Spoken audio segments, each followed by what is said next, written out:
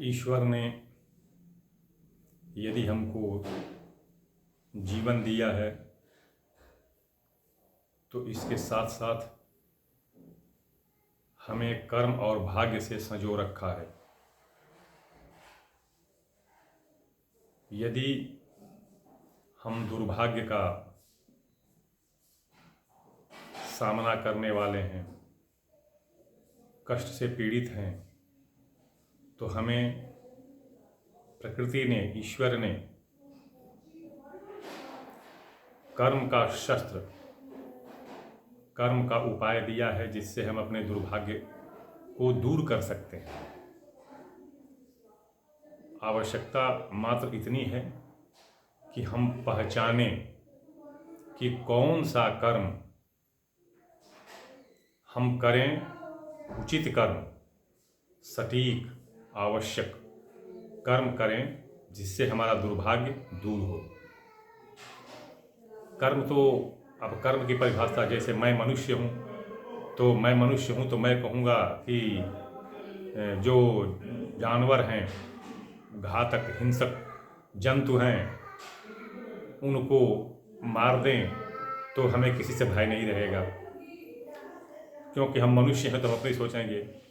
जंतु हैं, घातक हिंसक जो हैं, जंगली हैं, वो कहेंगे कि अगर मनुष्य को हम हटा दें तो उनका सारा साम्राज्य हमारा होगा और हम सुख से रहेंगे, हमें किसी से भय नहीं रहेगा।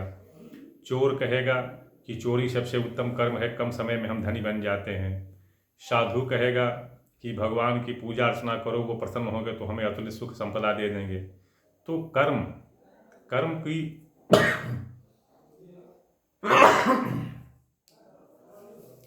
तो कर्म की परिभाषा हम अपने अपने योनि, अपने अपने जो स्वरूप है उसके अनुसार निर्धारित कर लेते हैं और हम अपने अपने कर्म को श्रेष्ठ मानते हैं। हम कहते हैं कि मनुष्य कर्म सबसे उत्तम है, जानवर कहते हैं। तो खैर, जो हम अब कर्म पर ऊपर आते हैं, इसकी परिभाषा लंबी हो जाएगी। हम बता दें कि अभी वर्तमान समय में जो व्यावहारिक है, मैं उस पर आता हूँ। ज़्यादा उपदेश और प्रवचन देने से कोई लाभ नहीं है। अभी जैसे मान लीजिए हमको ईश्वर ने, प्रकृति ने एक उपाय दिया है, रत्न जो हैं ये बड़े ही चमत्कारिक उपाय हैं और निश्चित रूप से सारे कष्ट, विघ्न, बाधा, अरिष्ट, रोग, शोक, भय, चिंता, दुख, दारिद्र्य सबका निवारण करते हैं। इसे आज का विज्ञान भी प्रमाणित कर रहा है।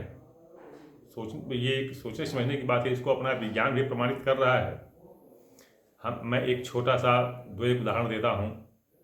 जैसे रुद्राक्ष, महिमा इसकी अपरंपार है, इसकी मैं क्या महिमा कहूँ। मेरे बस की बात नहीं है कि जो रुद्राक्ष की महिमा का सटीक और संपूर्ण वर्णन कर सकूं। रुद्राक्ष एक अति महत्वपूर्ण और बहुत ही महान वस्तु है। इस रुद्राक्ष में ऐसे ऐसे तत्व पाए जाते हैं जो बड़े ही विचित्र, अत्यंत प्रभावशाली और उग्र हैं। इनके प्रभाव को कोई रोक नहीं सकता है, कोई बाधा नहीं पहुंचा सकता है। इसमें इतनी शक्ति है कि यह अनेक ग्रह बाधा और रोग व्याधि आदि को दूर कर सकते हैं।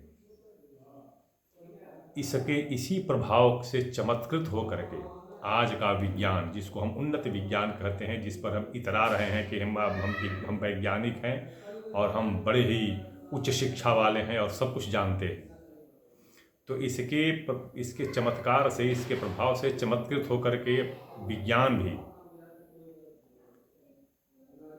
इसकी औषधि बनाया और कैप्सूल निकला जिसको रोड्रेक्स कहा गया। रोड्रेक्स, इसको साराभाई केमिकल्स और डेज मेडिकल लेबोरेटरी ने बनाया था, कैप्सूल को। और यह heart palpitation, blood pressure, cardiac failure इत्यादि में अचूक काम करता था ये। किंतु यह इतना महंगा हो जाता था कि ये सबके बस की बात नहीं रह जाती थी, पहली बात। दूसरी बात कि यह इतना प्रभावशाली और चमत्कृत हो गया कि इससे पाश्चात्य विज्ञान में बहुत ही धक्का पहुंचने लगा।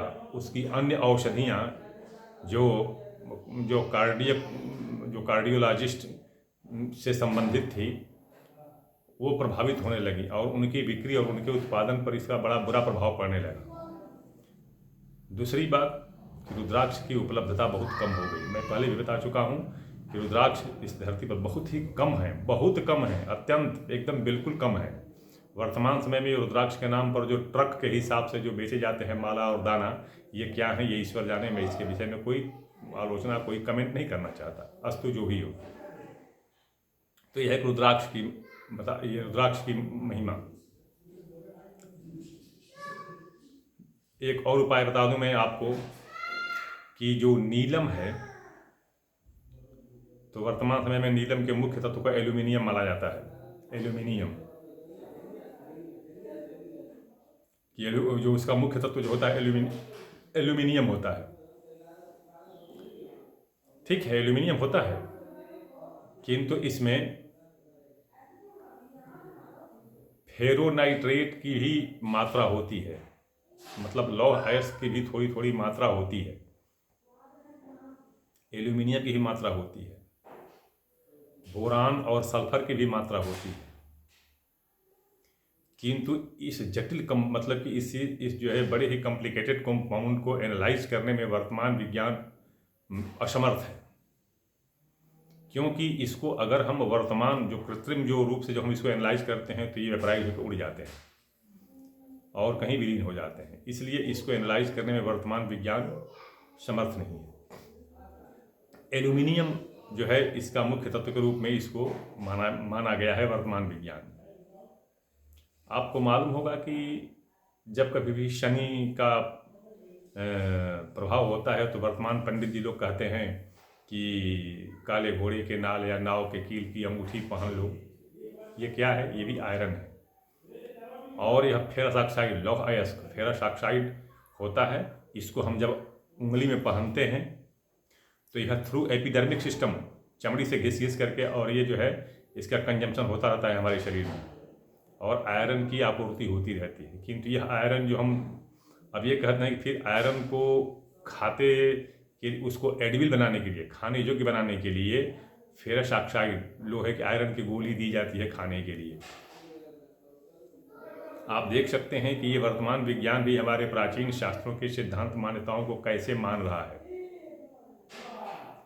किंतु जितना एनालाइज कर सका है वर्तमान विज्ञान उतना ही वो जानता है, उससे अधिक नहीं।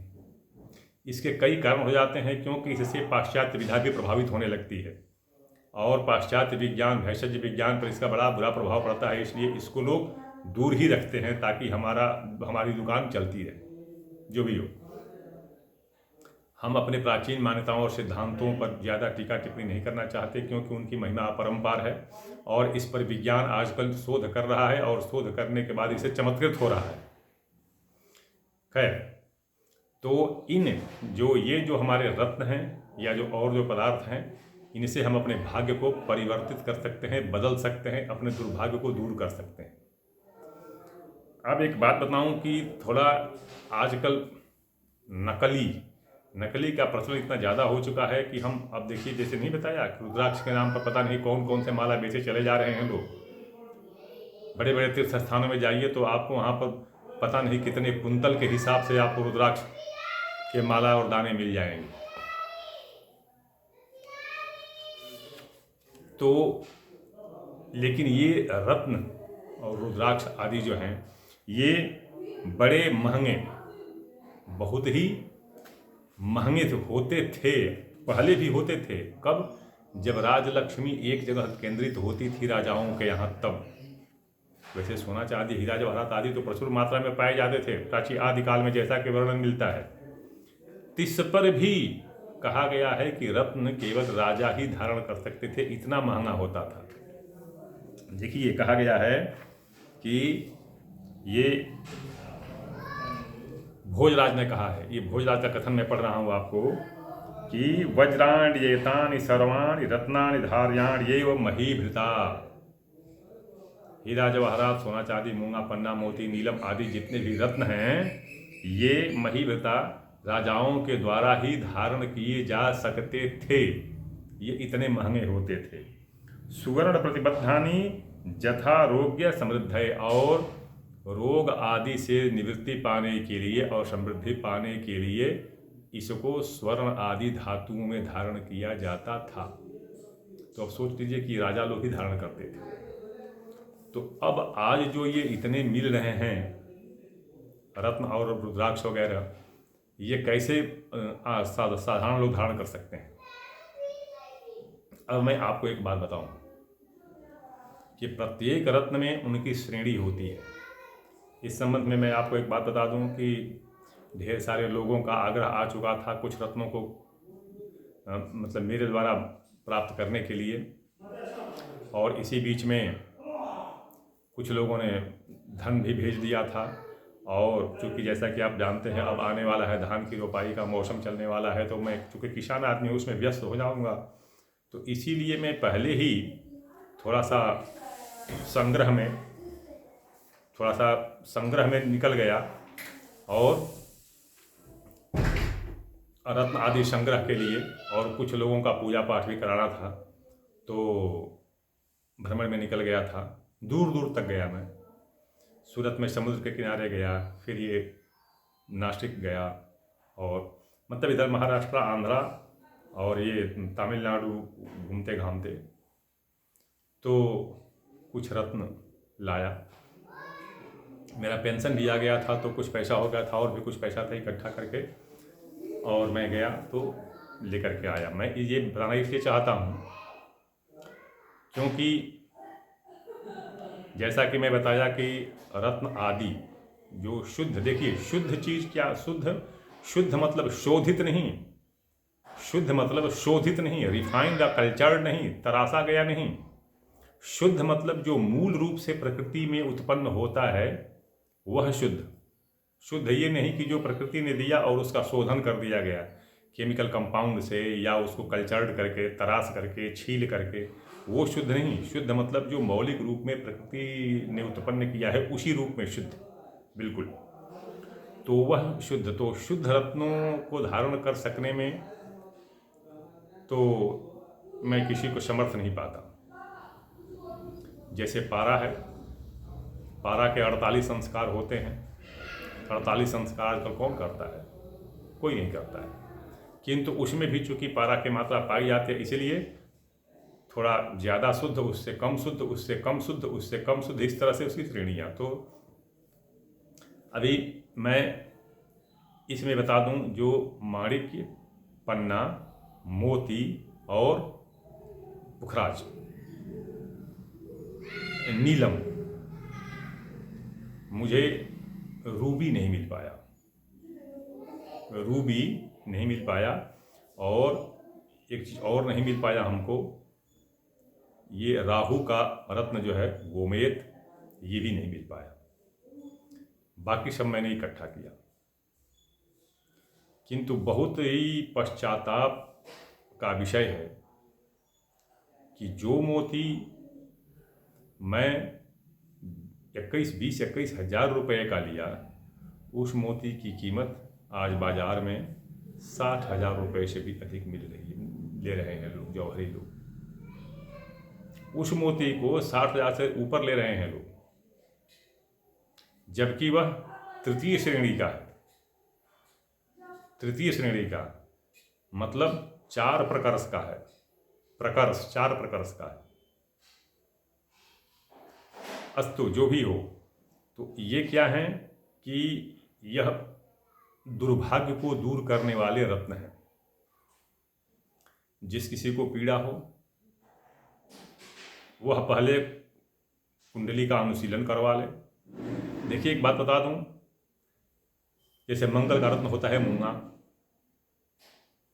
तो मंगल का रत्न होता है मूंगा, तो यदि मंगल, मान लीजिए कुंडली में मंगल नीच का हो, मंगल नीच का हो, तो उसको तो हम बलवान करने के लिए मूंगा धारण कर लेंगे।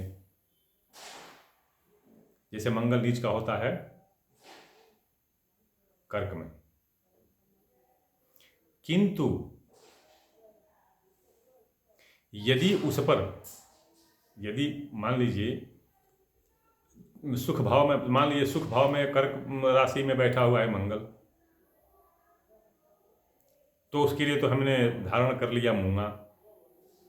किंतु यदि लग्न में शनि बैठा हो तब, या उच्च का गुरु होकर के मंगल के साथ बैठा हो तब क्या धारण करेंगे? तब तो ऐसी अवस्था में हमारा मूंगा वो अत्यंत हानिकारक हो जाएगा, हम मूंगा पहन करके और भी कष्ट में पड़ जाएंगे। तो इसलिए कुंडली का अनुशीलन करवा लीजिए। ऐसी अवस्था में क्या होता है, मूंगा आप धारण कर सकते हैं, किंतु मूंगा की श्रेणी और काठिन्य जो उसका वो 18 से ऊपर चला जाएगा। जब 18 से ऊपर होगा मूंगा का काठिन्य, तब जा करके वह गुरु के दुष्प्रभाव से बचा रहेगा, वरना गुरु दुष्प्रभाव उत्पन्न कर देगा। तो इस तरह से कुंडली का अनुशीलन करा करके ही रत्न धारण करें। यदि आप कुंडली का अनुशीलन नहीं करा पाते हैं तो इतने उच्च श्रेणी का पहनिए, कोई भी रत्न धारण कीजिए, इतना उच्च श्रेणी का धारण कीजिए जिससे उस पर कोई दुष्प्रभाव न पड़े। लेकिन अब उतना उच्च श्रेणी का धारण करेंगे तो उतना महंगा हो जाएगा कि आप खरीद ही नहीं पाएंगे। जैसा कि मैं पहले बता दिया कि रत्न आदि खरीदने की क्षमता राजाओं में ही हुआ करती थी। मैं बता दूं कि आज राज परिवार क्यों खत्म हो गया। राज परिवार में बहुत से धर्माचार्य और ज्योतिषी लोग हुआ करते थे, जो देखा कि हाँ इनके पुत्र का शोक है, पुत्र से दुखी हैं, तो उनको कोई रत्न लाए पुत्र के लिए दे दिए। कोई देखा तो कोई लक्ष्मी के लिए लाया, कोई देखा तो कोई विजय के लिए लाया, ला करके रत्न दे दिए। लेकिन मैं ये बता दूं कि इन रत्नों में, जैसे मान लीजिए कि एक मैं लेता हूँ नीलम, एक नीलम यदि 10 प्रकर्ष से ऊपर का हुआ, नीलम यदि 10 प्रकर्ष से ऊपर का हुआ तो उसका प्रभाव 28 हाथ अपने से 28 हाथ चारों तरफ प्रभावित करता है। अब यदि उस 28 हाथ में उसके बीवी बच्चे सब आ जाते हैं, अब उनके लिए नीलम मान लीजिए अच्छा नहीं रहा, तो वो प्रभावित होकर नष्ट हो जाएंगे। तो इस तरह से हुआ क्या कि उस राजा के लिए तो वो सब रत्न जो है लाभान्वित होते चले गए, किंतु बाकी परिवार और राजपाट सब नष्ट होता चला गया। वर्तमान समय में सारे राज परिवार नष्ट हो गए, कहीं कोई कुछ नहीं बचा है इसी कारण से। तो इसलिए रत्न धारण करने में आप देख लीजिए कि हम ऐसा रत्न धारण करें जिससे हमारे और लोगों पर किसी का प्रभाव ना पड़े। इसलिए कम प्रकर्ष का धारण करें, लेकिन कुंडली का अनुशीलन करवा करके। उससे क्या होगा कि पैसा भी कम लगेगा, मतलब कम पैसे में मिल भी जाएगा, और आपके दुर्भाग्य की अवस्था भी बदल जाएगी। अब इसमें एक चीज़ और बता दूँ, जैसे मूंगा, मोती, नीलम, पुखराज, ये जो हैं इनमें कुछ अवस्थाएं ऐसी हो, कुछ इनकी श्रेणियां ऐसी होती हैं जो दूसरे को प्रभावित नहीं कर सकते। कुछ श्रेणियां ऐसी होती हैं जो ये दूसरों को प्रभावित नहीं कर सकते हैं। इसको वराह मिहिर ने बहुत अच्छी तरह से समझाया है। वराह मिहिर ने बड़ी अच्छी तरह समझाया है 79 चैप्टर में, अध्याय में उन्होंने कहा है कि स्वजन विभव जीवित क्षयम जनयति वज्रमनिष्ट लक्षणम अशनि विष भय अरिनाशनम शुभम उपभोग करम च भूभताम। ये वराह मिहिर ने इसको बड़ा स्पष्ट रूप से लिखा है कि रत्नों की वह श्रेणी धारण करें जो मात्र आपके लिए हो, दूसरे के लिए न हो। उससे क्या होता है कि परिवार के शेष लोग बच जाते हैं, उसके प्रभाव में नहीं आते हैं, और जो धारण करता है उसी को उसका प्रभाव या लाभ मिलता है। इसके लिए रत्न के जानकार का होना आवश्यक है। जौहरी इसका कोई परीक्षण नहीं कर सकता है, कुछ नहीं कर सकता है। जौहरी अपना जो कहेंगे वो उठा करके दे देगा। यह परीक्षण एक पंडित ही कर सकता है। अभी मैं बता दूं, आपको मूंगा, मान लीजिए मूंगा लेना है। मूंगा में आपको ऐसी श्रेणी चाहिए जिससे दूसरे प्रभावित न हो, केवल आपके लिए हो। तो उस मूंगा को शोरा एक पदार्थ होता है, शोरा, और घर में लगने वाला नोना, नोना लग के झड़ने लगती है, दीवार झड़ने लगती है, चाहे मिट्टी की हो चाहे ईंट की हो, झड़ने लगती है। तो शोरा, नोना और भृंगराज, भेंगरैया जिसे कहते हैं, इन तीनों को समान मात्रा में लेकर के कूट पीस लीजिए। कूट पीस करके उसमें मूंगा को डाल दीजिए, पानी मिला के मूंगा को डाल दिए ताकि मूंगा उसमें डूब जाए। क्षण भर इंतजार कीजिए, फिर मूंगा को निकालिए। और लेकिन उसके पहले उसको हाथ में लेकर के देख लीजिए कि उसका तापक्रम कितना ज़्यादा है। वो एक परीक्षण करने वाला लगता है। उसके बाद उसको धो धा करके और फिर निकालिए। उसके बाद देखिए कि उसका तापक्रम कितना नीचे अचानक चला जाता है। यदि नहीं जाता है तो वह आपके लिए नहीं है। यदि जाता है तो आप ये समझ लीजिए कि वो केवल ये केवल एक व्यक्ति के लिए, किसी एक व्यक्ति के लिए है। ये परीक्षण का तो इस तरह से विभिन्न रत्नों का और धातुओं का परीक्षण किया जाता है। तो इस तरह से यदि आप धारण करते हैं तो वह आपके लिए होगा। ये रत्न मेरे अनुभव में आए हैं, मैंने प्रयोग करके देखा है, मैंने स्वयं पर भी, अपने पर भी प्रयोग करके देखा है। और दूसरे की क्या कहूँ कि ये इनका प्रभाव बड़ा विचित्र होता है और अवश्य दुर्भाग्य की अवस्था को ये टाल सकते हैं। हाँ, ये है कि थोड़ा सा विलम्ब हो सकता है, क्योंकि भाई ऐसा है कि कम पैसे में हम थोड़ा कम पैसे वाले हैं तो कम पैसे में रत्न खरीदेंगे तो थोड़ा सा समय लग सकता है, किंतु अवश्य इनका प्रभाव होता है। ये इनका प्रभाव मात्र जादू मंत्र टोना वाला नहीं होता है, इनका प्रभाव केमिकली भी होता है। मैं आपको पहले भी इसका केमिकल जो है इसका एक्शन रिएक्शन बता चुका हूँ। तो इनका प्रभाव इस तरह से भी होता है।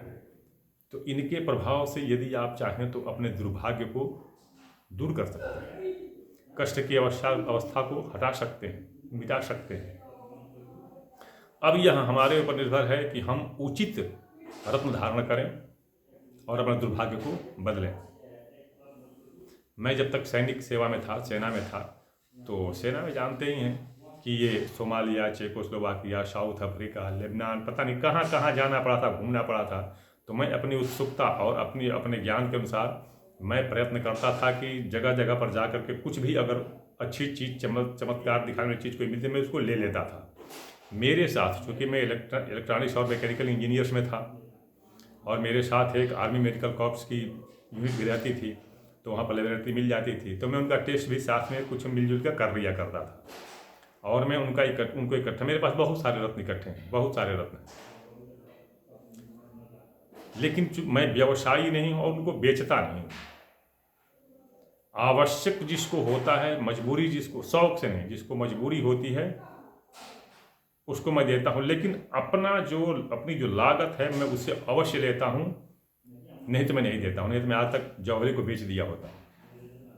तो जितनी मेरी लागत है उतनी तो मैं अवश्य लेता हूँ। शेष से मुझे कोई मतलब नहीं है, क्योंकि मेरे ऊपर एक्साइज ड्यूटी भी लगती थी, वहाँ पर कस्टम ड्यूटी भी लगती थी। तो सब वो ले दे करके जितनी लागत मेरी होती उतना तो मैं लेता ही, जो भी। तो ये रत्न, हाँ, ये अवश्य है जरूर कि वो आवश्यकता वाले हैं और जो बाज़ार है उससे लगभग चौथाई कीमत ही पड़ती है, जहाँ तक मुझे अंदाज़ा है। मैं इतना नहीं जानता। ये मैं वीडियो में ये बता रहा हूँ इसलिए आपके मत समझिए कि मैं इसका प्रचार प्रसार कर रहा हूँ, और न ही मैं बेच रहा हूँ, न मैं व्यवसायी हूँ, और न ही मुझे अपनी दुकान चलानी है। मैं किसी को आमंत्रित नहीं करता कि मेरे पास आकर के मेरा खरीदिए या मेरा ले जाइए, बिल्कुल नहीं, कुछ नहीं, किसी को ज़रूरत नहीं मेरे यहाँ से खरीदने की, बिल्कुल नहीं। मैं पहले बता दिया कि मैं कोई आवश्यक, मजबूर, बिल्कुल ही दीनहीन अवस्था में पड़ा हुआ जिसको उसके बगैर कोई उपाय न हो उसको तो मैं दे देता हूँ। किंतु ये शौक से कोई चाहे कि जौहरी का नहीं मिलता चलिए तो मैं उसको नहीं देता हूँ, बिल्कुल नहीं देता हूँ। क्योंकि अगर देना होता तो आज तक मैं सब बेच दिया होता इतने दिनों में। तो मुझे कोई व्यवसायी न समझे, न मैं व्यवसायी हूँ। अस्तु, जो मैं इसलिए बता दिया कि इन रत्नों से अगर आप चाहें तो अपने दुर्भाग्य को बदल सकते हैं। यदि बिल्कुल चारों तरफ से थक चुके हैं, निराश हो चुके हैं, हार चुके हैं, तो इन रत्नों का सहारा लेंगे तो आप अपने दुर्भाग्य बदल सकते हैं, पीड़ा को दूर कर सकते हैं। मैं इनके चमत्कार से चमत्कृत होने के बाद ही यह वीडियो बनाना शुरू किया। वीडियो बहुत लंबा हो गया है, मैं इस वीडियो को बनाना शुरू किया चूँकि ये सारा मेरा परीक्षण किया हुआ। एक जौहरी आपको परीक्षण नहीं करता है, वो सीधा हाँ ये नीलम है, ये पखराज है, ये पन्ना है मार के दे देगा, वो परीक्षण नहीं करता। किंतु चूँकि मैं एस्ट्रोबायोकेमिस्ट भी हूँ। मैं जब तक इनका रासायनिक परीक्षण कर नहीं लेता तब तक मुझे अपने आप पर विश्वास नहीं है, बाकी तो छोड़िए। तो इसलिए इसका परीक्षण करने के बाद ही मैं इसे संजो करके रखा हूँ। लेकिन एक जौहरी आपको कभी भी परीक्षण करके नहीं देता, न परीक्षण करके रखता है, और न ही वो इतने दुर्लभ रत्न रखता है, क्योंकि इतना दुर्लभ रत्न क्या करेगा, बिकेगा नहीं तो उसका पैसा फंसा रहेगा। वो तो जो प्रचलित रत्न है, हीरा पन्ना मूंगा मोती इत्यादि रखता है, जो आता रहे जाता रहे, लोग स्टेटस सिंबल के लिए खरीदते रहते हैं, दिखाने के लिए उंगली में कि देखो मैं हीरा पहना हूँ नीलम, तो वैसा रहता है, उसका बिकता रहता है, पैसा आता जाता रहता है। वो इतने दुर्लभ रत्न क्यों रखेगा जो उसका बिकेगा नहीं तो पैसा फंसा रहेगा। तो इसलिए अगर आप चाहे तो उचित आवश्यक ठोस जो रत्न है उसको धारण करके अपने भाग्य को बदल सकते हैं।